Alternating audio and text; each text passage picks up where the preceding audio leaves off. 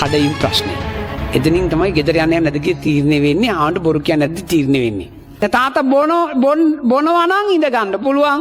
තාත්තා බොන්නේ නැත්තම් හිටන් ඉන්න පුළුවන්. කඩයින් ප්‍රශ්නේ. තාත්තා බොනවා නම් තාත්තා එච්චර බොන්නේ. තාත්තා චුට්ටක් බොනවා නම් ඉඳ ගන්න පුළුවන්. පොඩ්ඩක් බොනවා. හාමුදුරුවෝ එක්කම ඵලයන් කියයි අම්මා. වාඩි වෙන්න. තාත්තා බොන්නේ දන්නේ මූණ රටාණ්ඩ පාලයා. වාඩි වෙන්න. තාත්තා බොනවා. ගොඩක් තාත්තලා බොනවා දැන්.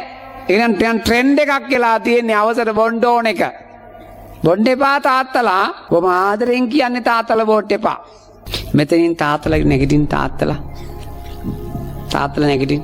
අන්න බලන්න පුතේ තාත්තලා කොච්චර හොඳද කියලා ජනවාරි 1 වෙනිදා සිට මේ කාලතුරාවට අරක්කු මේවා කිසිම දෙයක් කටතුලාවට ගත්තේ නැත්තම් ඉඳ ගන්න පුළුවන්. ගත්තනම් හිටන් ඉන්න පුළුවන්.